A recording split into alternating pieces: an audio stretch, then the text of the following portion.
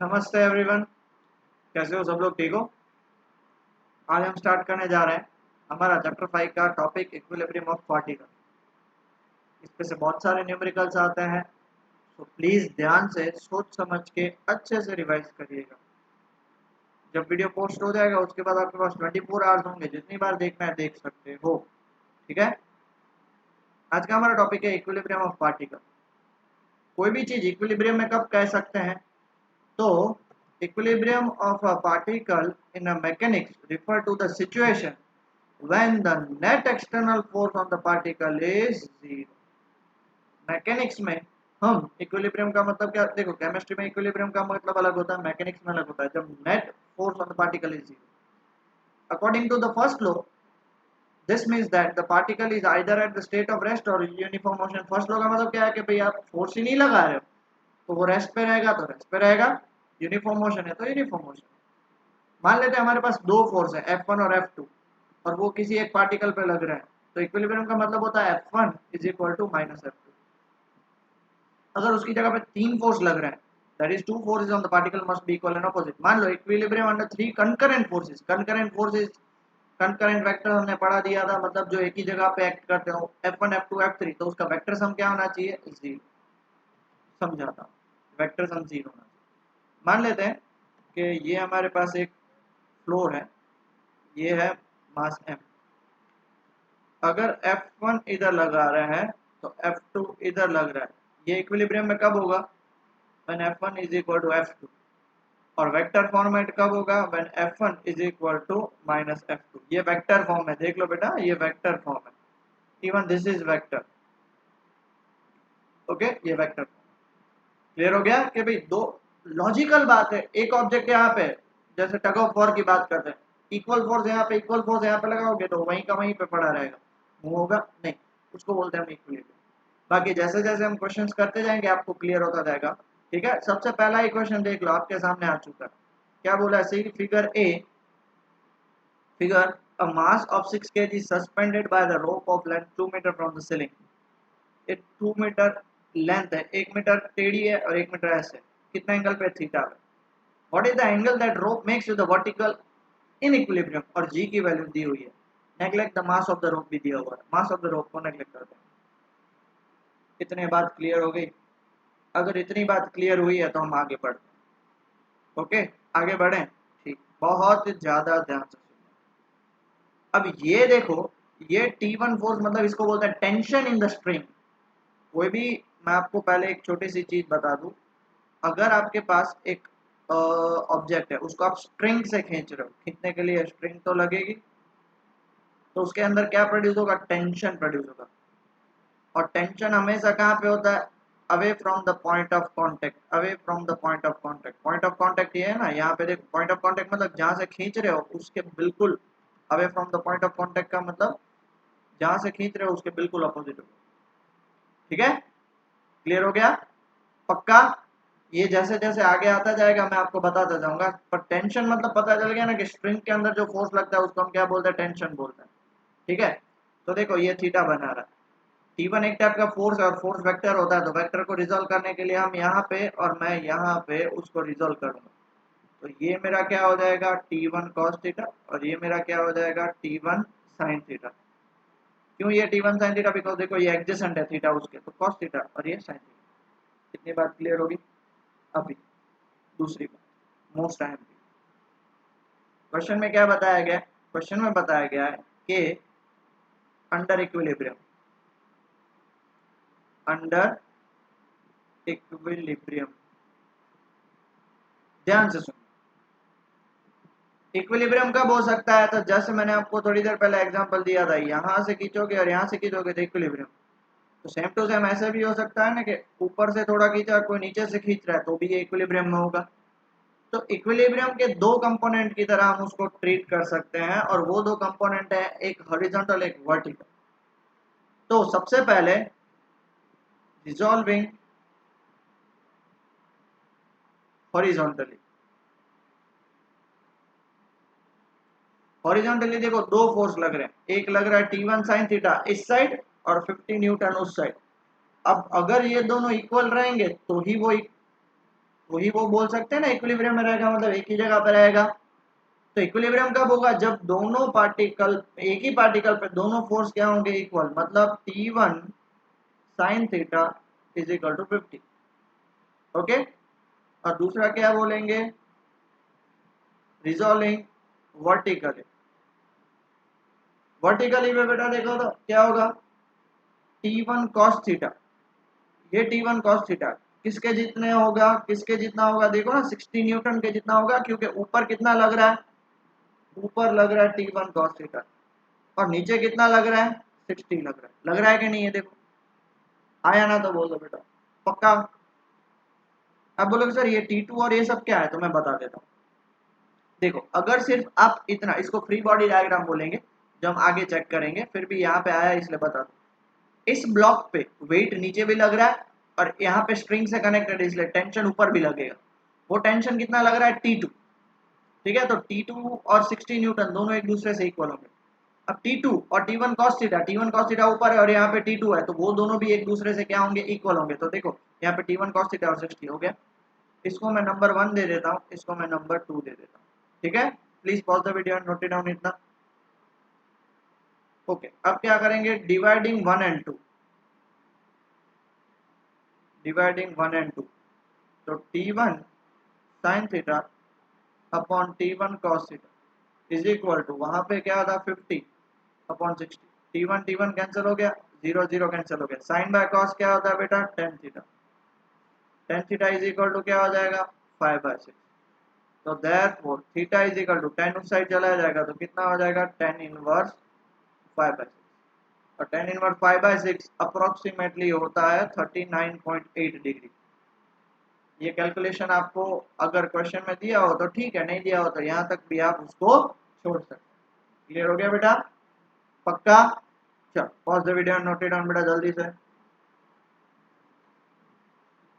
Next question की तरफ आगे बढ़ते हैं। चलो बहुत ही बढ़िया क्वेश्चन, सेम टू सेम ऐसा ही क्वेश्चन है। देखो 4 kg वेट, यहाँ पे कंफ्यूज नहीं होना। 4 kg वेट मतलब 4 kg वेट, वेट मतलब मास, अपना ग्रेविटेशन इंटू 9.8 कर दो, कोई टेंशन लेने की बात नहीं है। देखो पर समझना ये है यहाँ पे कि सबसे पहले आपके पास फिगर दिया हो, आपको T1 और T2 दो फाइंड करने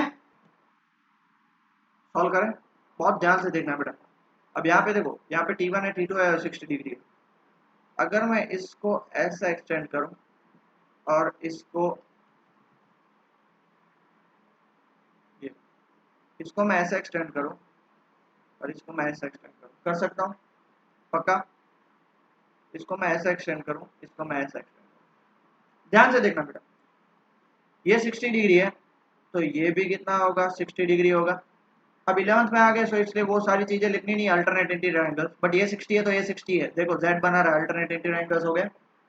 तो ये 60 के बाजू में है, तो इसको मैं क्या लिख सकता हूँ, T1 cos 60 डिग्री। T2 नहीं लिखना है, T1 का हमने रिजोल्यूशन किया, इसको मैं क्या लिख सकता हूँ, T1 sin 60 डिग्री। कितना क्लियर हो गया बेटा, ये T1 cos 60 और ये T1 sin 60। इधर तक किसी को भी कुछ प्रॉब्लम नहीं ना, ये 4 kg वेट नीचे लग रहा है। अब देखो इक्विलिब्रियम की बात चल रही है, इक्विलिब्रियम में है ये इक्विलिब्रियम। आप बोलोगे सर यहाँ पे कुछ लिखा नहीं हुआ, तो बेटा लॉजिकल बात है, समझने की बात है। ये इक्विलिब्रियम में, इक्विलिब्रियम में तो देखो कि हम क्या कर सकते हैं, as it is under equilibrium, तो सबसे पहले क्या करेंगे, सबसे पहले हॉरिजॉन्टल कंपोनेंट की बात कर लेते हैं। हॉरिजॉन्टल कंपोनेंट देखो, एक साइड T2 है इस साइड, और इस साइड T1 cos 60, दोनों इक्वल होने चाहिए। तो T2 is equal to T1 cos 60 degree, इसको मैं नंबर 1 नाम दे दूं। दूसरा उसका वर्टिकल कंपोनेंट ले लेते हैं। वर्टिकल कंपोनेंट में वो बैलेंस होगा, मतलब उसका ऊपर वाला फोर्स कितना है, T1 sin 60, और नीचे वाला फोर्स कितना है, 4 kg वेट। ये लिखना जरूरी है, 4 kg वेट। ये 4 kg वेट मतलब उसका मास 4 kg है, तो वेट कितना होगा, तो T1 sin 60, तो 4 into 9.8, let G is equal to, उसको मैं 9.8 मीटर पर सेकंड स्क्वायर ले रहा हूँ। कितना क्लियर, पक्का। तो इसमें से T1 मुझे क्या मिलेगा, 4 इंटू 9.8 अपॉन साइन 60 डिग्री, और साइन 60 की वैल्यू होती है 4 इंटू 9.8 अपॉन √3 डिवाइड बाय 2, तो वो ऊपर चला जाएगा। अब आप इसका कैलकुलेशन करो, √3 की वैल्यू 1.71 डालो। मैं आपको 1 मिनट दे रहा हूँ, जल्दी से पॉज द वीडियो और जल्दी से कैलकुलेट करो। हाँ जी, अगर किसी का आंसर 45.26 न्यूटन आया तो वो सही है। ठीक है, क्लियर हो गया। अब T1 निकला, उसके बाद हमें T2 तो निकालना पड़ेगा, तो पहले इतना लिख लीजिए फिर T2 निकालते हैं। ओके, तो देयरफॉर आपको पता है T2 क्या है बेटा, आपका T1 cos 60 डिग्री है।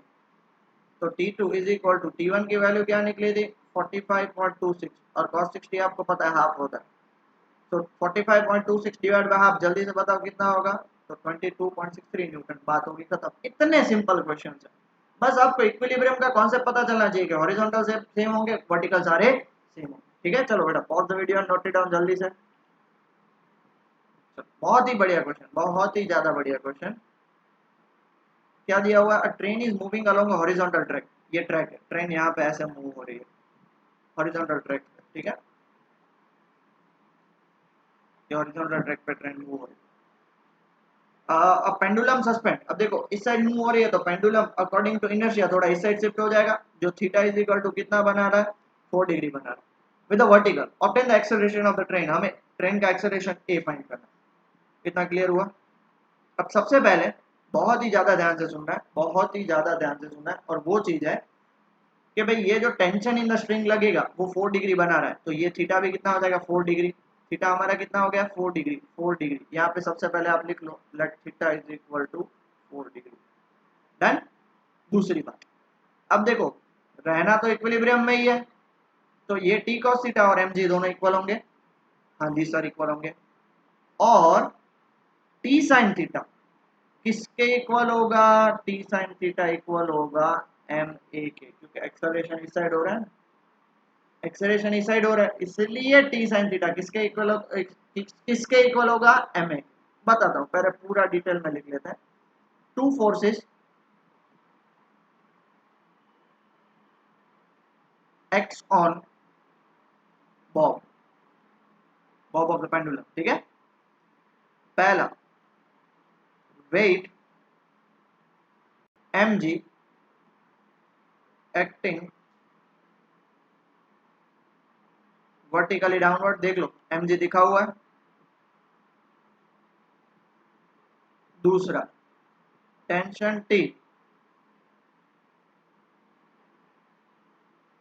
along the string। अब रिजॉल्विंग टी हॉरिजॉन्टली, हॉरिजॉन्टली की बात करते हैं। हॉरिजॉन्टली में देखो ये टी साइन थीटा है, T sine 4 degree is equal to क्या आ जाएगा एम ए। क्यों, because acceleration of the train, acceleration of the train is and hence that of pendulum is responsible for tension T sin theta। Pendulum इधर ही खड़ा है, acceleration हुआ इसी के, अभी गाड़ी इस साइड जा रही है इसलिए वो इस साइड जा रहा है ना, इस साइड जा रहा है तो इस साइड जा रहा है, तो इक्विलिब्रियम के लिए उसका साइन थीटा इस साइड आ रहा है, तो वो किसके लिए किसकी वजह से हो रहा है, किसकी वजह से हो रहा है बेटा एम ए की वजह से। ठीक है, इसको नंबर 1 नाम दे देते हैं। और रिजॉल्विंग टी वर्टिकली, वर्टिकली देखो तो क्या होगा T cos theta is equal to T cos 4 degree is equal to M D number 2। कितना हो गया पक्का। चलो pause the video, note it down जल्दी से इतना। तो अब क्या करेंगे, अब करेंगे डिवाइडिंग 1 और 2। हमारे पास टी साइन 4 डिग्री, अब सोचोगे सर साइन 4 और कॉस 4 क्या होगा, तो उसकी जरूरी नहीं है, मैं आपको बता देता हूँ। M G by M A, जरूरत सिर्फ 10 की है, वो हम आगे देख लेंगे। T T cancel, sine by cos कितना हो जाएगा 10 4 डिग्री, एम एम कैंसर कितना हो जाएगा जी बाय ए। ठीक है। हाँ ऊपर एम ए है, सॉरी ऊपर एम ए और नीचे जी है ना, सॉरी ऊपर एम ए है और नीचे जी है, तो ए बाय जी। तो हमें तो ए फाइंड करना है, तो ए कितना आ जाएगा जी टेन 4 डिग्री। अगर आपके पास टेन 4 डिग्री है तो ठीक है, नहीं है तो आप ऐसे ही छोड़ सकते हो। जी की वैल्यू मैं 10 लेता हूँ, टेन 4 की वैल्यू होती है 0.07। तो acceleration of train is 0.7 metre पर सेकंड स्क्वायर। आप सब बोलोगे सर आपके पास तो लिखा हुआ है इसलिए आप देख के बोल रहे हो, हमारे पास ना लिखा हुआ है तो इधर तक छोड़ के आना चलेगा। Done, okay. चल pause the video and note it down बेटा जल्दी से। नेक्स्ट क्वेश्चन तड़कता भड़कता बहुत ही अच्छा वाला क्वेश्चन है, प्लीज ध्यान से देखिए बेटा, प्लीज ध्यान से। अब सबसे पहले तो बेटा इसको रिजॉल्व करना है। अब रिजॉल्व करना है ना, इसलिए ध्यान से देखना, यहाँ पे सबसे बड़ा प्रॉब्लम है ना उसका रिजोल्यूशन। अब रिजॉल्व करने के लिए अब थोड़ा देखना, अब ये टेंशन T1, इसके कारण टेंशन T1 स्ट्रिंग में लग रहा है और इसके कारण T2 लग रहा है, तो T1 के दो कंपोनेंट आएंगे, एक ये साइड और एक ये साइड। तो ये 30 डिग्री है तो इसको भी मैं 30 डिग्री बोल सकता हूँ, पक्का, ठीक है। तो ये क्या हो जाएगा आपका, ये हो जाएगा T1 cos 30 डिग्री और ऊपर वाला क्या हो जाएगा T1 sin 30 डिग्री। ये 45 है तो इस साइड भी ये देखो कितना हो जाएगा 45 डिग्री, तो ये कितना हो जाएगा T2 cos 45 डिग्री। और सिमिलरली ऊपर भी होगा उसका दूसरा पार्ट रिजोल्यूशन, उसको मैं क्या बोलूंगा T2 sin 45। आप बोलोगे सर बहुत बड़ा खिचड़ा हो गया, ओके डोंट वरी, मैं यहाँ पे साइड में बना लेता हूँ, ठीक है। ओके सबसे पहले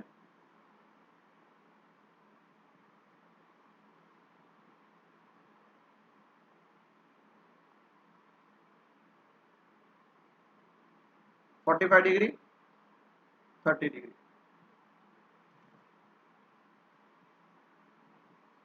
ये कितना है T2 है, ये कितना है T1 है, तो उसके हिसाब से ये कितना हो जाएगा बेटा T1 cos 30 डिग्री और ये कितना हो जाएगा T2 cos 45 डिग्री। ये कितना हो जाएगा T2 sin 45 डिग्री और ये कितना हो जाएगा T1 sin 30 डिग्री। और 200 न्यूटन तो देखो नीचे लग रहा है। अब सबसे पहले हम क्या फाइंड करेंगे, resolution of forces along horizontal. अब देखो ये सिंपल सी बात है, ये है ना इक्विलिब्रियम में ही होगा, ऐसे दो स्ट्रिंग है और ये बीच में ही खड़ा होगा, ऐसे ऐसे घूमेगा नहीं। हाँ हवा चलेगी तो अलग बात है, बाकी का अगर कोई और फोर्स नहीं लगा तो वहीं पे रहेगा ड्यू टू इक्विलिब्रियम। तो हॉरिजॉन्टल का एक कंपोनेंट क्या है, एक कंपोनेंट है T1 cos 30 डिग्री और दूसरा कंपोनेंट क्या है T2 cos 45। T1 cos 30 degree कितना होता है √3/2, T2 cos 45 कितना होता है 1/2। तो अब T1 की वैल्यू देखो, इसको ऊपर लेके जाओ, T2 2/√3 इंटू 1/√2, इसको कट कर दोगे तो आंसर आएगा ये √2 हो जाएगा। सो T2 √2/√3, इसको नंबर 1 करके छोड़ दो, ठीक है। चलो पहले इतना क्लियर हो गया, बहुत सिंपल है, पहले हॉरिजॉन्टल सबको कंपेयर और वर्टिकल सबको कंपेयर। अब वर्टिकल को कंपेयर करेंगे, चलो पहले इतना लिख लीजिए। चलो अब आगे बढ़ते हैं, resolution of forces along vertical. तो कितना हो जाएगा वर्टिकल में, आप देख लो T1 sin 30 plus T2 sin 45 is equal to 200। अब दोनों इक्वल होंगे तभी तो आपको पता है ना कि वो बैलेंस में रहेगा, अगर दोनों इक्वल नहीं होंगे तो बैलेंस में नहीं रहेगा। अब देखो T1 sin 30 और T2 sin 45 दो अलग अलग क्वांटिटीज है। हमने अभी T1 की वैल्यू निकाली, क्या निकाली T2 √2/√3 sin 30 plus T2 sin 45 थोड़ा लिख लेता है फिर उसको सॉल्व करते हैं। 200 T2 √2/√3 sin 30 की value half plus T2 sin 45 की वैल्यू 1/√2 इजिकल टू 200। इसको कैंसिल करोगे तो ये √2। अब देखो T2 कॉमन निकाल सकता हूँ, तो यहाँ पे ब्रैकेट में क्या बचेगा 1/√3 इंटू √2 √6 प्लस यहाँ पे क्या बचेगा 1/√2 इज इक्वल टू 200। इसको और सिंप्लीफाई करते हैं, इसमें से हम क्या कॉमन निकाल सकते हैं, इसमें देखो रूट सिक्स की जगह पे मैं और सिंप्लीफाई करने के लिए मैं यहाँ पे ऐसे लिख सकता हूँ √3 इंटू √2। अब कॉमन क्या निकलेगा 1/√2, 1/√2 निकला तो यहाँ पे क्या बचेगा 1/√3 प्लस 1/√2 निकल गया इज इक्वल टू 200। अब ये √2 डिवाइड में तो दूसरी साइड जाएगा, तो क्या हो जाएगा मल्टीप्लाई में T2 1/√3 plus 1 is equal to 200√2। Okay, थोड़ी सी कंजूसाई करके इसको यहाँ पे एलसीएम ले लेता हूँ, T2 1 plus √3/√3 is equal to 200√2, ये जाएगा ऊपर, therefore T2 is equal to 200√2 into √3 upon 1 plus √3।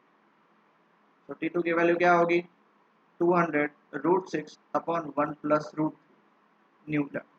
मुझे इसकी वैल्यू चाहिए, जल्दी से सबसे पहले मुझे इसकी वैल्यू चाहिए, फटाफट से कैलकुलेट करके बताओ। ठीक है, ओके चलो ऑल द वीडियो कैलकुलेट करके बताओ। अगर आप लोगों की वैल्यू T2 की 179.3 न्यूटन आई तो सही है। अब क्या करेंगे फ्रॉम 1 करेंगे, फ्रॉम 1 हमारा T1 क्या निकला था, देखो तो फ्रॉम 1 T1 निकला था हमारा T2 √2/√3, T2 √2/√3। तो आप इसको क्या लिख सकते हैं T2 की वैल्यू 179.3 इंटू √2 की वैल्यू 1.41, √3 की वैल्यू 1.73। इसकी वैल्यू मुझे कैलकुलेट करके बता, 146.4 न्यूटन जिनका आया वो सही है। तो ये मुझे मिली T2 की वैल्यू और ये मुझे मिली वैल्यू T1 की वैल्यू। डन, पक्का। चल pause the video and note it down बेटा जल्दी से। ओके, अब हम सीखने जा रहे हैं फ्री बॉडी डायग्राम। तो फ्री बॉडी डायग्राम मैंने एक्चुअली आपको ऑलरेडी सिखा दिया।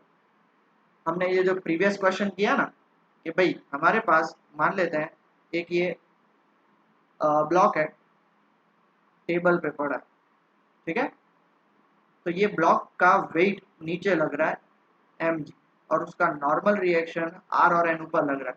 तो इसका फ्री बॉडी डायग्राम हम ब्लॉक को क्या एक पॉइंट से डिनोट करते हैं, उस पे जितने भी फोर्सेस लग रहे हैं वो सारे उस पॉइंट पे बना दो। A diagram for each body of the system, system के अंदर जितनी भी बॉडी है उन सबको showing all the forces existed on the body by the remaining part of the system is called the free body. मतलब उस बॉडी पे, इस बॉडी पे जितने भी फोर्स लग रहे हैं वो यहाँ पे बता दो, ठीक है।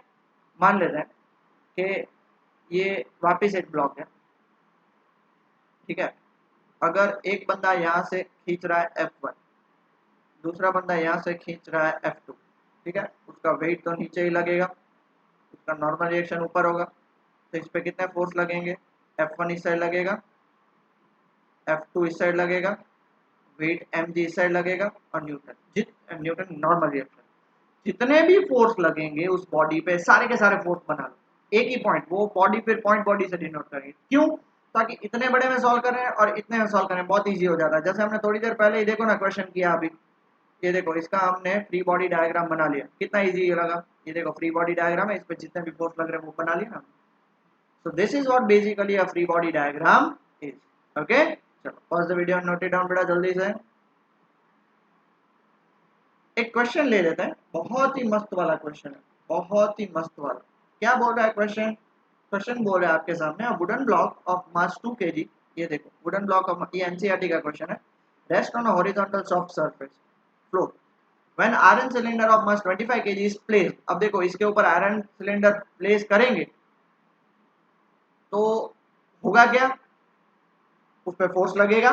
तो क्या बोला है, the floor yield steadily and the block and the cylinder go down with an acceleration of this. देखो ये धीरे धीरे नीचे जा, जब अकेला था तब कोई प्रॉब्लम नहीं हुआ, बट जब उस पे सिलेंडर रखा तो वो ब्लॉक नीचे जा रहा है। दिख रहा है बेटा, ये दिख रहा है बेटा आपको। तो हमें क्या फाइंड करना, what is the action of the block on the floor before and after the floor yield. Identify the action reaction plane. Action मतलब ये एक्शन का मतलब आप ये नहीं कि क्या करना है, फोर्स फाइंड करना, फोर्स फाइंड करना है। इतना बात क्लियर हो गया, पक्का, श्योर, ओके। सबसे पहले हम फिगर ए की बात करते हैं। फिगर ए दिख रहा है ऊपर वाला फिगर, क्या लिखेंगे वहां पे, the block is at rest, the block is at rest. जब वो रेस्ट पे होगा तो उसका फ्री बॉडी डायग्राम क्या बनेगा? तो देखो ये उसका वेट नीचे लगेगा, वेट दैट इज mg नीचे लगेगा, और उसका नॉर्मल रिएक्शन n ऊपर लगेगा। या आप उसको r भी दे सकते हो, हमारे बुक में r दिया हो तो r। तो हम यहाँ पे क्या बोल सकते हैं कि भैया weight is equal to mg, m कितना दिया हुआ है 2 kg, और 10 मतलब कितना हो गया 20 Newton.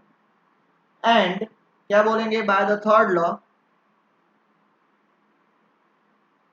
By the third law of motion, ये r और mg दोनों इक्वल होंगे तभी तो ये क्या होगा रेस्ट पे होगा। r is equal to mg कितना लगेगा 20 न्यूटन। बात हो गई खत्म, बात हो गई खत्म। वो भी कहाँ पे?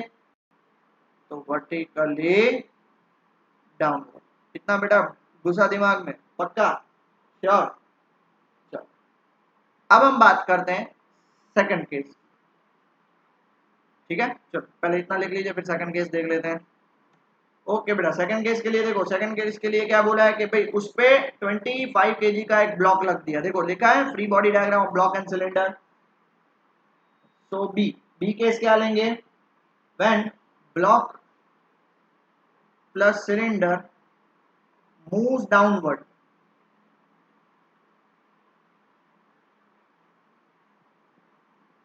with एक्सेलरेशन 0.1 मीटर पर सेकंड। तो सबसे पहले उस पे एक फोर्स लगेगा, वेट। अब वेट कितना लगेगा? 2 + 25 g लगेगा, क्योंकि 2 kg का तो ब्लॉक है, उस पे हमने 25 kg का और सिलेंडर रखा है। तो 27 और g बोला है 10 है, तो कितना हो जाएगा 270 न्यूटन हो गया। पक्का? श्योर? ओके। और अब उसका नॉर्मल रिएक्शन कितना होगा वो हमें फाइंड करना है। तो उस पे नॉर्मल रिएक्शन होगा उसका r डैश। अब सुनना बेटा, अब सुनना, since system is moving downward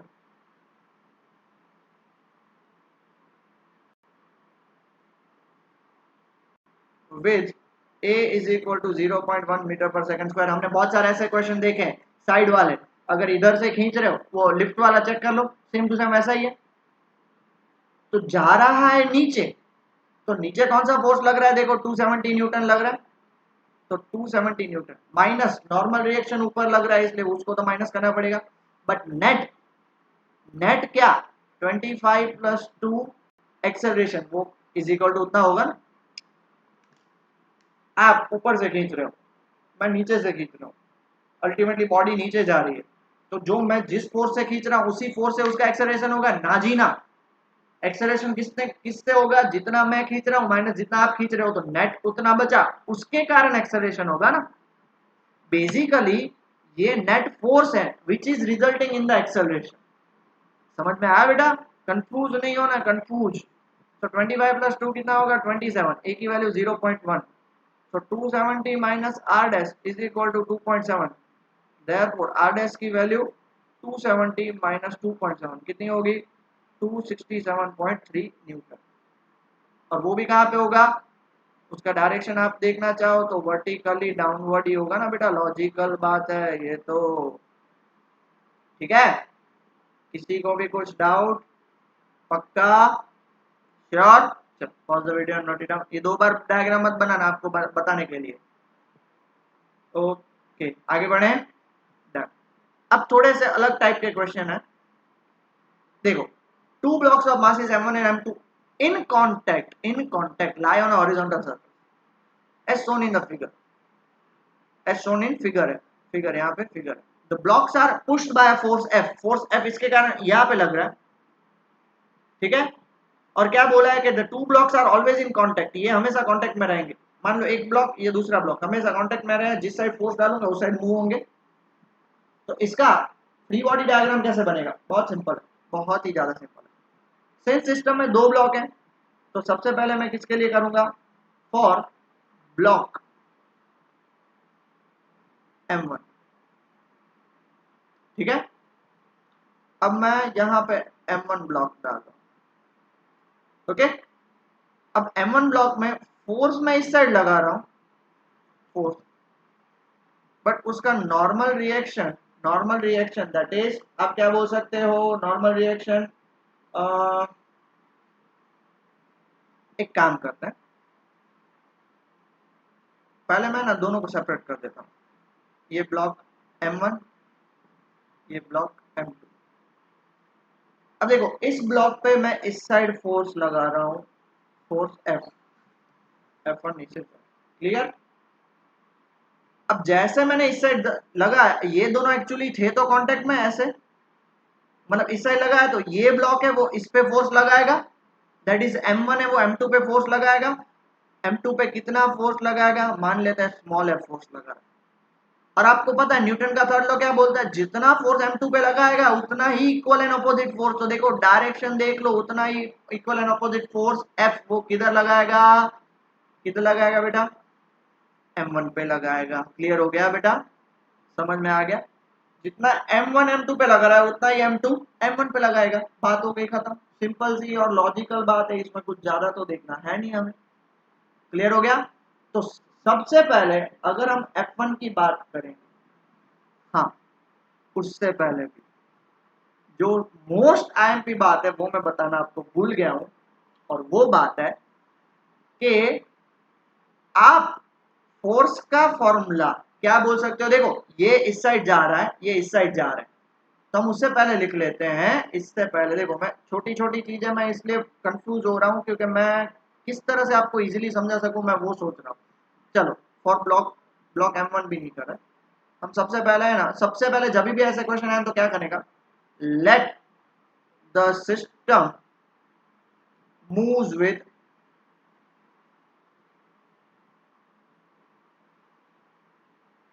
acceleration A. तो आपको पता है फोर्स का formula, net force is equal to, force का फॉर्मूला क्या था, force is equal to mass upon mass into acceleration. अब मास कितना लगेगा, M1 plus M2 into A, therefore A is equal to क्या हो जाएगा, F upon M1 plus M2। ये सबसे इंपॉर्टेंट। अब हम बात करेंगे ब्लॉक M1 की, और यहाँ पे हम बात करेंगे ब्लॉक M2 की। क्लियर हो गया। सो अगर हम फोर्स F इस साइड लगा रहे हैं तो सुनना, ये M1 और M2 दोनों कांटेक्ट में थे, तो M1 इस पे भी कुछ फोर्स लगाएगा, मान लेते वो F फोर्स लगा रहा है, तो उतना ही equal and opposite force M1 पे लगेगा M2 के कारण, जिसको हम क्या बोलते हैं, नॉर्मल फोर्स भी बोलते हैं, नॉर्मल रिएक्शन भी बोलते हैं, कुछ भी बोल सकते हो, कांटेक्ट में है ना। तब बोले सर नॉर्मल रिएक्शन तो ये नहीं होता है, उसके कारण नॉर्मल रिएक्शन, और ये वेट ना जी ना, ये स्टेशनरी के लिए होगा, जब मूव कर रहे होंगे तो वो लेना नहीं है ना हमें। ये बात किसके लिए होती है, जो मैंने बनाया वो स्टेशनरी के लिए, यहाँ पे बेटा मूव हो रहे हैं तो इसलिए वो नहीं हो सकता। क्लियर हो गया, पक्का। चलो तो अब इसकी बात करते हैं, इस बॉडी पे for force on mass M1, F और F दोनों इक्वल है equal, okay, F is equal to F हो गया। दूसरी बात, फोर्स ऑन मास M2 की बात करें, अब फोर्स ऑन मास M2 कितना होगा, F is equal to, force लग रहा है ना, फोर्स का फॉर्मूला क्या होता है, mass into acceleration M2 into A. अब आप बोले सर M2 ही क्यों लिया, अब मैं सिर्फ M2 को कंसीडर करूंगा तो M2 के फॉर्मेट में आएगा, तो इसका फोर्स का फॉर्मूला क्या आएगा, M2, ए की वैल्यू क्या है, F upon M1 plus M2। Clear हो गया, पक्का, किसी को भी कुछ डाउट है बेटा। हम जब बात करते हैं फोर्स ऑन M2 की, तो सिर्फ हम M2 को ही कंसीडर करेंगे, दैट इज इतना पोर्शन ही कंसीडर करेंगे। ये देख लो, ये रहा, इस पे कितना फोर्स लगा है F, और आपको पता है एक्सेलरेशन का भी डायरेक्शन ये है, तो ये जो फोर्स है that is responsible for the acceleration ना, तो ये फोर्स है वो एक्सेलरेशन के लिए रिस्पॉन्सिबल है, बट वो सिर्फ किसके लिए आएगा, M2 के लिए आएगा। सिंपल सादा लॉजिक है, कोई टेंशन लेने की बात नहीं है। सबसे पहले आप एक्सेलरेशन फाइंड कर लो, कर लिया, एक्सेलरेशन फाइंड करने के बाद आप दोनों को रिजॉल्व कर लो। अब आपको फाइंड करना है F, तो आपके पास कैपिटल F तो है नहीं, स्मॉल एफ के फॉर्मेट में आप फाइंड कर, हो गया आंसर, मिल गया। समझ में आया? अगर मान लो आपको किसके फॉर्मेट में फाइंड करना है, M1 के फॉर्मेट में, तो M1 के फॉर्मेट में भी कैलकुलेट करते हैं, पहले इतना लिख लीजिए, ठीक है। चलो M1 के फॉर्मेट में बात करते हैं। देखो ये भी ब्लॉक मूव तो इसी साइड हो रहा है, ए एक्सेलरेशन ये साइड है, मतलब क्या करेंगे हम, F minus F is equal to, मैं क्या लिखूंगा, M1A लिखूंगा। अब F का फॉर्मूला कहां से फाइंड करोगे, तो सबसे पहले ही हमने फाइंड कर लिया, क्या फाइंड किया, M1 plus M2 into A minus F is equal to M1A, आया ना। अब चलो इसको मल्टीप्लाई करो, क्या होगा, M1A plus M2A minus F is equal to M1A। बेटा ये चीज तो पता चली ना, देखो एक्सेलरेशन इस साइड है, तो कौन बड़ा होगा, कैपिटल F, स्मॉल f छोटा होगा, ये M1A और ये M1A कैंसिल हो जाएगा, therefore M2A minus F is equal to 0, तो F इज इक्वल टू क्या आ गया, M2A आ गया। क्यों कान आपको घुमा फिरा के पकड़ने, सीधा पकड़ो ना, सीधा पकड़ेंगे, कस के पकड़ेंगे, बात खत्म। तो सीधा मैंने इसलिए देखो क्या कर दिया, M2, मतलब जो लास्ट वाला ब्लॉक है उसको कैलकुलेट कर, फर्स्ट वाले ब्लॉक में कैलकुलेशन बड़ा हो जाता है, इसलिए मैंने सीधा देखो क्लास, फिर आप वापस वही फॉर्मूला डालोगे, ए का फॉर्मूला क्या है, F upon M1 plus M2, दोनों से आंसर वेरीफाई हो गया, चाहे आप M1 ब्लॉक पकड़ो या M2 ब्लॉक पकड़ो। ब्लॉक पकड़ना है आपको, एक ही चीज पकड़नी है कि भाई अगर वो स्टेशनरी होते, तो F और F इक्वल होते हैं बेटा, अगर वो स्टेशनरी होते तो F और F इक्वल होते, बट ये मूव हो रहा है इस साइड, तो F minus F is equal to M1A। क्यों, बिकॉज हम अभी ब्लॉक 1 की बात कर रहे हैं, ठीक है। और क्वेश्चंस करेंगे, please pause the video, note it down. चलो एक और क्वेश्चन ले लेते हैं, ठीक है। देखो हम यहां से फोर्स अप्लाई कर रहे हैं, किस डायरेक्शन में, हम फोर्स अप्लाई करें इस डायरेक्शन में, कितना 15 न्यूटन, इसका 51 केजी, इसका 10 केजी और इसका 15 केजी। अब तीनों, अब देखना बेटा, तीनों ध्यान से देखना, अब ये तीनों के तीन कनेक्टेड है। सबसे पहले मैं क्या करूंगा, सबसे पहले मैं जितने भी फोर्सेस लग रहे हैं ना वो कैलकुलेट कर देता हूं। हाँ, ये M1, ये M2, ये M3, ठीक है। नेट फोर्स तो इस साइड लग रहा है F। अब टेंशन इन द स्ट्रिंग की बात है, तो ये देखो इसके बीच में स्ट्रिंग कनेक्टेड है, इसके बीच में स्ट्रिंग कनेक्टेड। अब स्ट्रिंग की बात करते हैं तो ध्यान से सुनिएगा, मैंने क्या बोला था, टेंशन इन द स्ट्रिंग हमेशा ऑपोजिट डायरेक्शन में लगेगा, इसके कारण टेंशन इस साइड लगेगा और इसके कारण टेंशन इस साइड लगेगा। आप बोलोगे सर M2 के कारण T2 क्यों नहीं लिया, बिकॉज M1 और M2 के बीच में एक ही स्ट्रिंग कनेक्टेड है और यहाँ पे बोला है उसके लिए T1, तो हम T1 ही लेंगे, आप T2 नहीं ले सकते, क्योंकि जितना M1 M2 पे लगाएगा उतना ही M2 M1 पे लगाएगा। अगर ज्यादा काम होता है तो स्ट्रिंग कब की टूट जाती। अब M2 की बारे में, यहाँ पे T2 है, T2 ध्यान से देखना बेटा, ध्यान से देखना, ध्यान से। अब T2 इस साइड लगेगा M2 के कारण और M3 के कारण T2 इस साइड लगेगा, क्लियर हो गया। और net acceleration of the block इस साइड हो रहा है, ठीक है। अब हम ईच एंड इंडिविजुअली हर एक ब्लॉक की फाइंड करेंगे। उससे पहले सबसे पहले हमारा काम क्या होता है, जय श्री राम, सबसे पहले जय श्री राम बोलने का नहीं होता है, हमारा सबसे पहले काम होता है let all the blocks move with acceleration A. Acceleration का formula force upon mass, mass F is equal to ma, तो A is equal to F upon total mass, तो क्या आ जाएगा बेटा, F अपॉन टोटल मास। M1 कितना है 5, M2 कितना है 10, M3 कितना है 15, फोर्स कितना दिया हुआ है 50 अपॉन नीचे कितना है 25, कितना आ गया 2 मीटर पर सेकंड स्क्वायर, बात हो गई खत्म। उससे ये कितना होगा, sorry 15 and 10 25 30, sorry extremely sorry है बेटा, 50/30। लास्ट टाइम मैंने मैथ्स में भी ऐसी छोटी छोटी गलती करी थी, एक्चुअली दिमाग 2-3 दिन से काम नहीं करे, उसका आपने देख भी लिया होगा, ठीक है, कि आज वो मुझे प्राइवेट वीडियो पे आना पड़ा। और अच्छी बात है 24 आवर्स रहेगा, उसके बाद सीधा डिलीट। अब पढ़ाई करो, वरना फिर पूछना पड़ता है कि भाई दो पढ़ाई करी है, हमें आपकी जरूर है, प्लीज लाओ ना, ऐसा होता है। तो एक्सेलरेशन निकल गया 5/3 मीटर पर सेकंड स्क्वायर। सबसे पहले इतना लिख लीजिए, फिर हम स्टार्ट करते हैं फॉर ब्लॉक M1। M1 पे आप चेक करोगे, M1 पे टेंशन इन द स्ट्रिंग इस साइड लग रहा है T1। Tension in the string हमेशा ऑपोजिट, मैंने आपको बोला था, मैं खुद गलती कर, और acceleration of the block B side हो रहा है। सो इस पूरे ब्लॉक पे एक ही फोर्स लग रहा है, वो है tension in the string T1। और इस ब्लॉक का एक्सेलरेशन भी हो रहा है, तो एक्सेलरेशन कब होता है, जब फोर्स लगाते हो, और इस पे तो एक ही फोर्स लग रहा है। देयरफॉर मैं क्या बोल सकता हूं, T1 is equal to M1A। बात हो गई खत्म। M1 कितना दिया हुआ है, M1 दिया हुआ है 5 इंटू 5/3, तो कितना आ जाएगा 25/3 न्यूटन। कितना सिंपल। और आप चाहो तो इसको कट करके 8.33 न्यूटन भी लिख सकते हो। ठीक है, चलो pause the video, note it down जल्दी से। अब हम बात करेंगे फॉर ब्लॉक M2। ये मेरा M2। मैं गारंटी बोलता हूँ बेटा, ऐसे क्वेश्चन स्कूल वाले नहीं कराएंगे। अच्छे से देख लो, नहीं पता चले तो मुझे बता, पूछना, मैं आपको मना नहीं बोल रहा हूँ। इसके कारण T1 स्ट्रिंग ऑपोजिट लगेगा, इसके कारण T2 स्ट्रिंग ऑपोजिट लगेगा। नेट एक्सेलरेशन तो इस साइड ही है, तो बताओ नेट एक्सेलरेशन इस साइड है तो कौन बड़ा, T2 या T1?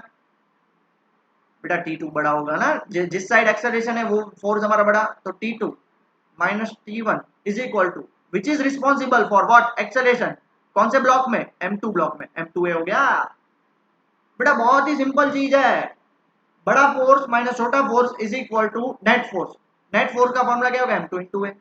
T2 हमें पता नहीं है, T1 हमें पता है, 25/3 आप लिख सकते हो या 8.33 भी लिख सकते हो। M2 कितना दिया हुआ है क्वेश्चन में, M2 दिया हुआ है 10, और ये कितना हो जाएगा 5/3, तो कितना हो जाएगा, अरे यार नेक्स्ट स्टेप में लिखना पड़ेगा ना, नेक्स्ट स्टेप में। हाँ, तो क्या लिखेंगे हम, T2 माइनस 25/3 उस साइड जाएगा तो 50/3 plus 25/3 is equal to 75/3 Newton.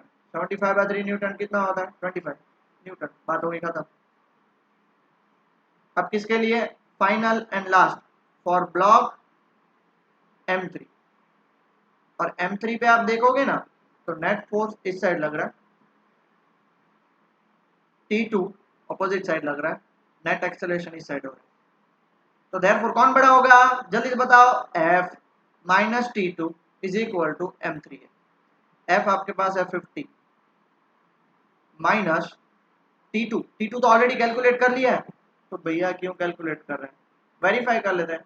25 is equal to M3 कितना है, M3 आपके पास है 15 इंटू A कितना हो जाएगा 3/2, सॉरी 5/3, ये कट करोगे 5, 25 इज इक्वल टू 25 हो गया। तो ये तो फाइंड करने की जरूरत ही नहीं है। आप बोलोगे सर ब्लॉक 3 को क्यों नहीं करेंगे, तो रीजन इज ब्लॉक 3 में हमें T2 फाइंड करना था, और वो हमने तो ऑलरेडी फाइंड कर ही लिया है, तो खत्म हो गया। क्यों फिर आगे बढ़े, T2 हमारा निकल गया, तो भैया क्यों आगे बढ़े। ठीक है, हाँ ये कर सकते हो, ब्लॉक M3 से आप T2 निकाल सकते हो, बट वो आपकी मर्जी है, मुझे कोई फर्क नहीं पड़ता उससे। ठीक है, चलो pause the video and note it down बेटा। ओके बेटा आगे बढ़े फिर। देखो ये और अच्छा क्वेश्चन दिया हुआ है, mass is M1 M2 and M3 of the three bodies shown। अब देखो यहाँ पे क्या हो रहा है पता है, यहाँ पे हॉरिजॉन्टल नहीं है, वर्टिकल है, तब मजा आएगा। हमें क्या करना है, क्या बोला, calculate the values of the tension T1 when the whole system is going upward with an acceleration दिया हुआ है, और दूसरा when the system is stationary. ठीक है, क्लियर हो गया, ध्यान से सुनोगे, अच्छे से सुनोगे। ओके, सबसे पहले हम फाइंड करेंगे when whole system is going upward with acceleration कितना कितना दिया हुआ 2 मीटर पर सेकंड स्क्वायर, एक्सेलरेशन ऊपर होगा। फ्री बॉडी डायग्राम बना लें बेटा, फ्री बॉडी डायग्राम बना लें पक्का, बट इसका फ्री बॉडी डायग्राम है ना बहुत ही जबरदस्त होगा, ध्यान से सुनना। सबसे पहले ब्लॉक M1 की बात करते हैं, बराबर है, फॉर ब्लॉक M1 बेटा प्लीज ध्यान से सुनना, प्लीज प्लीज मेरी आपसे रिक्वेस्ट है। ब्लॉक M1 का टोटल मास कितना होगा?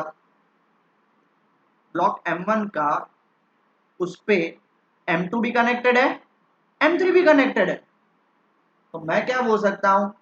Gravity is pulling it downward with force of gravity equal to m1 plus m2 plus m3 into G, तीनों का लगेगा क्योंकि m2 और m3 भी नीचे का, मैं ब्लॉक m1 की बात कर रहा हूं। तो according to Newton second law, देखो जब भी कोई मोशन में होता है तो न्यूटन सेकंड लॉ रखने का, और जब इक्विलिब्रियम में हो तो Newton third law. Newton second law, जहां ऊपर रहा है, जहां ऊपर रहा है कौन ज्यादा होगा?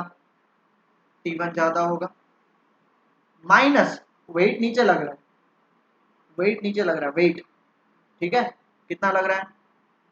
m1 plus m2 plus m3 g is equal to net acceleration ऊपर लग रहा है। नेट एक्सेलरेशन किसके कारण लगेगा? m1 plus m2 plus m3 तीनों के कारण। मैंने इसलिए बोला हॉरिजॉन्टल होता तो सिर्फ एक ही ब्लॉक लगता, बिकॉज वो दूसरे दो ब्लॉक का वेट उसको बेयर नहीं करना है। बट जब हम एक ब्लॉक m1 पकड़ेंगे तो उस पर वेट नीचे भी लग रहा है। देखो मैं आपको एक फ्री बॉडी डायग्राम बना के समझाता हूँ। ये मान लेते हैं हमारे पास m1 है, तो यहाँ पे उसके लिए वेट किसके कारण लगेगा? m1 plus m2 plus m3 तीनों के कारण लगेगा। बट मान लो m1 ऐसा होता तो इस पे क्या लगता? इस पे तो कुछ नहीं लगता, साइड में खींच रहे, वेट की तो बात ही नहीं है। हमने लास्ट जो भी क्वेश्चन किया उसमें हमने वेट लिया ही नहीं, बिकॉज हमें वेट लेने की जरूरत ही नहीं पड़ी। समझ रहे हो? पक्का? ठीक है, इतना क्लियर हो गया? आपके पास m1 5 है, m2 2 है और m3 3 है, ठीक है, 5 2 एंड 3, जी की वैल्यू 9.8 है। पहले इतना लिख लीजिए फिर सारी वैल्यूज पुट कर दें। तो T1 माइनस 5 प्लस 2 प्लस 3, जी की वैल्यू 9.8, 5 प्लस 2 प्लस 3, ए की वैल्यू 2। तो T1 माइनस उस साइड जाएगा तो कितना हो जाएगा? 5 प्लस 2 प्लस 3 98, क्योंकि 5 plus 2 plus 3 10 into 9.8 98 plus 10 into 2 20, कितना आएगा? 118 न्यूटन, ठीक है। सिमिलरली अब ब्लॉक 2 की बात करते हैं। सिमिलरली फॉर ब्लॉक M2, यहाँ पे मैं साइड में बना रहा हूँ M2, अब उसको नीचे कौन खींच रहा है? M2 और M3 दोनों के कारण होगा। यहाँ पे आप टेंशन इन द स्ट्रिंग कौन सा देखोगे? देखो तो क्या है? T2 है, T2 T2 T2 T2 T2। अब लोग सर T3 क्यों नहीं ले? अरे भाई जब ऐसा होता है ना तो ये दोनों को हम कंसीडर करते हैं, बट सब नीचे ही खींच रहा है तो अब हम कंसीडर करने की जरूरत ही नहीं है, बिकॉज वो टेंशन किसके जितना होगा? सिंपल सी बात है, ये T3 जो है वो किसके कारण है? वेट के कारण है ना, तो इसको हम लेते ही नहीं है। समझ में आ गया? देयरफॉर हम T2 को क्या लेंगे? T2 minus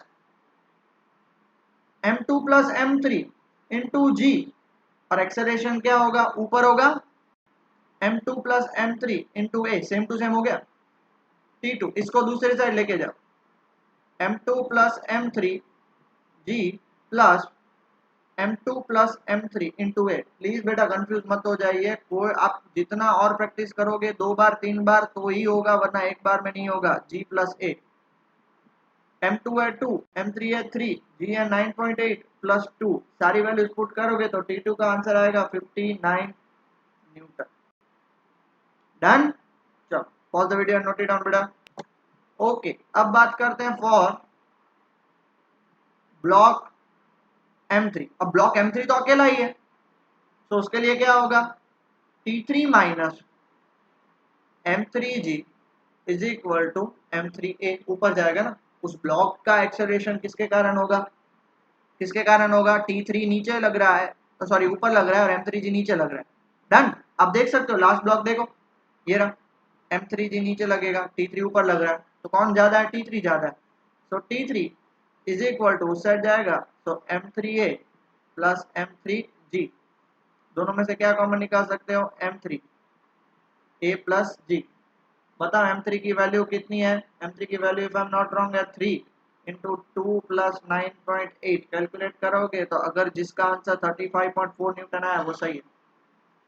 done. अब केस बी बाकी है, खत्म नहीं हुआ। केस बी बाकी क्या है? ये तो जब क्या था, when it is moving with the upward acceleration, when system is in rest, when system is at rest. तो ये जो हमारा इक्वेशन है ना, ये ये जीरो हो जाएगा क्योंकि एक्सेलरेशन ही नहीं हो रहा। तो क्या हो जाएगा? तो सिस्टम इज एट रेस्ट, तो हम क्या करेंगे? T1 minus M1 plus M2 plus M3 g is equal to zero, क्योंकि एक्सेलरेशन ही नहीं है, उस साइड जाएगा। तो therefore T1 is equal to क्या हो जाएगा? M1 plus M2 plus M3 into G. M1 plus M2 plus M3 है 10 और जी है 9.8, तो कितना लगेगा? 98 न्यूटन। सिमिलरली T2 क्या होगा? सिर्फ दो के कारण, M2 और M3, उसके नीचे जो है उनके कारण। तो M2 और M3 कितना होगा? 2 प्लस 3 इंटू 9.8, तो 5 इंटू 9.8 कितना होगा आपका? 49 न्यूटन। और तीसरा किसके कारण? T3 के कारण। वो किसके कारण है? सिर्फ M3 इंटू जी। तो 3 इंटू 9.8 कितना होगा? वो 29.4 न्यूटन। समझ में आया बेटा? समझ में आ गया? जब वो ऊपर जा रहा है तो जितना टेंशन ऊपर, माइनस वेट नीचे खींच रहा है, वापिस आप ऊपर खींच रहे हो, मैं नीचे खींच रहा हूं, बट जा ऊपर रहा है तो दोनों का minus is equal to net force. Net force simple समझना, net force is equal to सब फोर्स को मिला के माइनस करके प्लस करके बाद में जो बचा वो नेट फोर्स। ठीक है बेटा? ओके, चलो all the video note it down जल्दी से। ओके बेटा, आपका जो हमारा क्वेश्चन देख रहे हो आप, क्या दिया हुआ है, चलो जल्दी से। हाँ, 3 equal weights of mass, 3 equal weight, इसका मास भी m, इसका मास भी m, इसका मास भी m। Each are hanging on a string passing over a fixed pulley. The tension in the string connecting weight A to B, A से B के बीच में कितना होगा और B to C के बीच में। ओके, ये सिर्फ फिगर दिया हुआ है, मैं आपको डिटेल में फिगर बना के बताता हूँ। देखो ये हमारे पास पुली है, ठीक है, ऐसा कनेक्टेड है।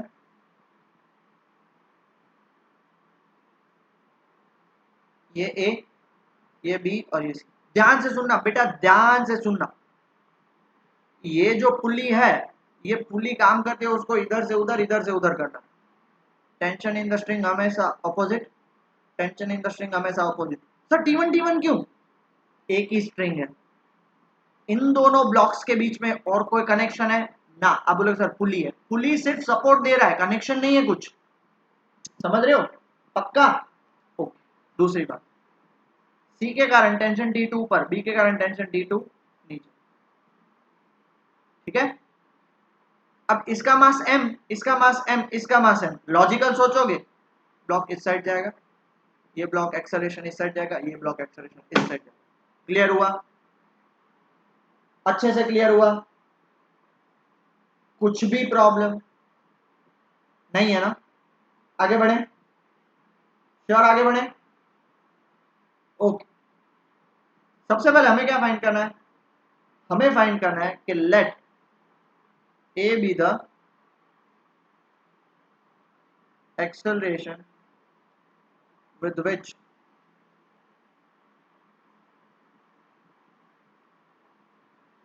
system moves। ठीक है, इतना क्लियर हो गया? पहले इतना जल्दी से लिख लीजिए, pause the video and note it down. Okay, start करते हैं, ध्यान से सुनिएगा। सबसे पहले बात करते हैं हम ब्लॉक ए की। अब ब्लॉक ए को आप चेक करोगे, फॉर ब्लॉक ए उसका वेट mg नीचे लगेगा, tension in the string T1 ऊपर लगेगी और ए होगा। देयरफॉर अकॉर्डिंग टू कौन सा लॉ? Newton second law. क्या बोल सकते हैं? क्योंकि देखो T1 ऊपर है, इसका वेट नीचे लगेगा, कौन ज्यादा होगा? T1 ज्यादा होगा। T1 minus mg is equal to, इसका मास कितना है? m, बात हो गई खत्म। तो इसको मैं क्या लिख सकता हूँ? T1 इज इक्वल टू, उस साइड जाएगा तो mg प्लस m है,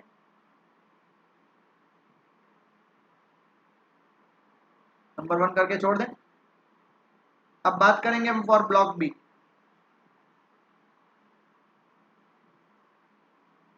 ठीक है। ब्लॉक बी में ध्यान से देखिएगा, ब्लॉक बी का ये रहा, ब्लॉक बी T1 लग रहा है ऊपर, नीचे कितना लगेगा पता है 2mg है सर। 2mg क्यों? दो ब्लॉक्स कनेक्टेड है, अभी पूरा किया, खुद का तो रहेगा, नीचे वाले का भी फोर्स उसको पकड़ना पड़ेगा ना, और एक्सेलरेशन नीचे की साइड है।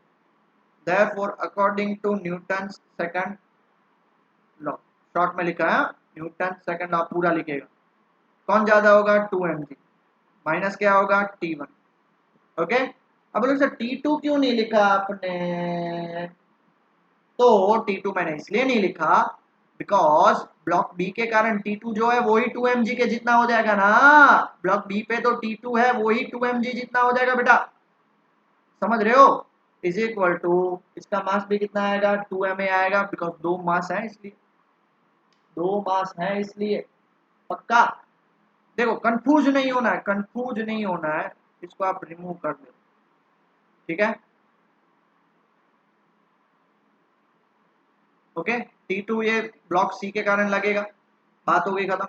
ए और बी के बीच में लगेगा। हाँ, एक बात समझो, एक बात समझो, जब आप ऐसे हॉरिजॉन्टल रख रहे हो ना तो दोनों पे लग सकता है, जब आप वर्टिकल रख रहे हो तो नीचे वाला ब्लॉक इस पे टेंशन लगाता है, ऊपर वाला थोड़ी लगाएगा।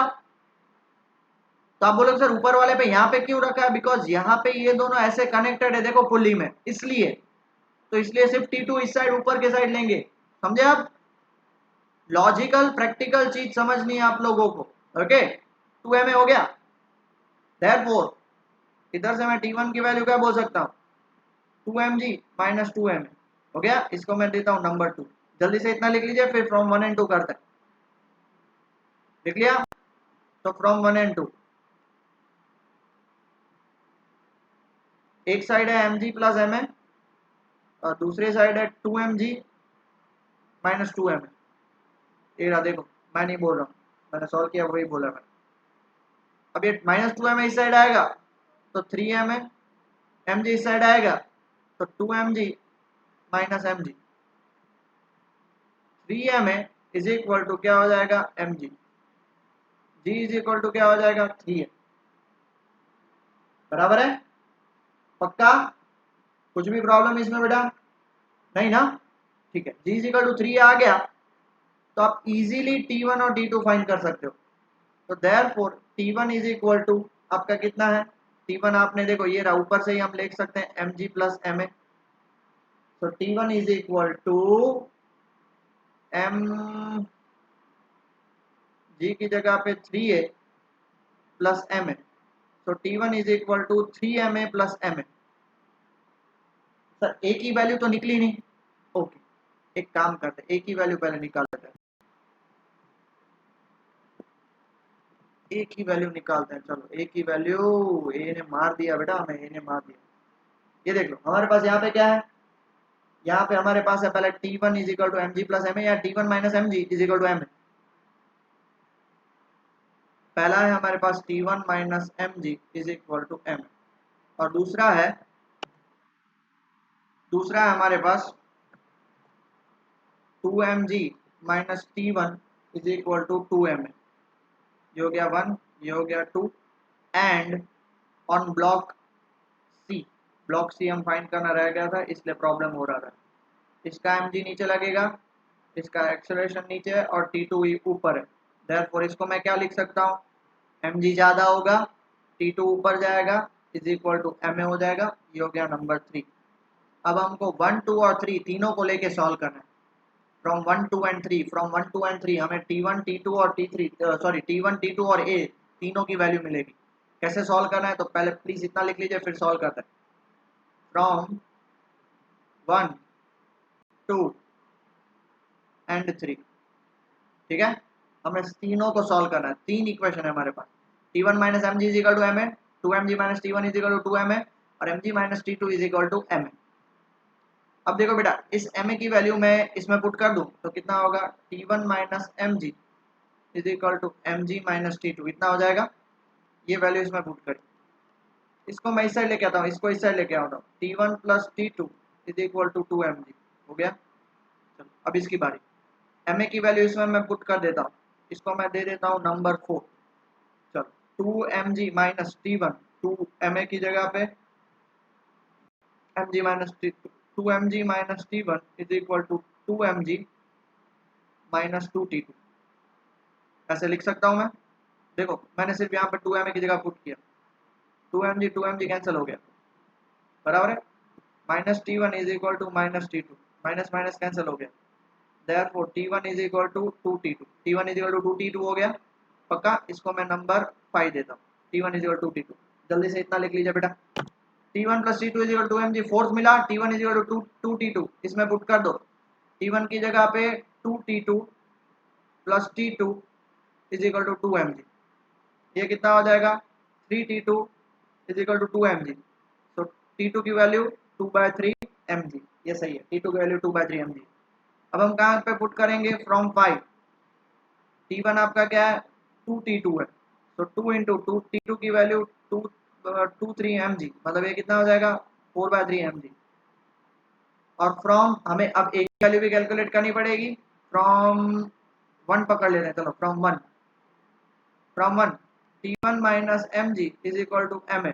t1 की जगह पे मैं क्या पुट कर दूंगा 4/3 mg minus mg is equal to ma। 4/3 mg में से एक mg गया तो कितना बचा 1/3 mg is equal to mm। mm cancel हो जाएगा, a की वैल्यू कितनी हो जाएगी g/3, हो गया। This is your answer. Clear? किसी को कुछ डाउट बेटा? पक्का? चलो pause the video, note it down. तो फाइनली हमारा यहाँ पे टॉपिक खत्म होता है। बहुत ही लेंथी टॉपिक था, बहुत ही बड़ा वीडियो है, प्लीज ध्यान से करिएगा, अच्छे से पढ़ाई करिएगा तो ही समझ में आएगा, वरना नहीं आएगा। दूसरी बात, कल तक रहेगा ये वीडियो, जिसको भी जो देखना है देख लो, उसके बाद मैं कल वीडियो डिलीट कर दूंगा। अब आपको मैं पूछूंगा कि नहीं कि आपने वीडियो नोट्स बनाई या नहीं बनाई है, बनाई होगी तो अच्छी बात है, नहीं बनाई होगी तो कुछ नहीं। इसके रिलेटेड होमवर्क आपको कल मिलेगा, एक दिन आप अच्छे से पूरा रिवाइज करो, कल इसके रिलेटेड बहुत सारे क्वेश्चन होमवर्क मिलेंगे, सबको कंपलसरी सेंड करना है होमवर्क पीडीएफ फॉर्मेट में। अच्छे से पढ़ाई करो, दैट्स इट, और कुछ नहीं करना। ठीक है बेटा, टेक केयर।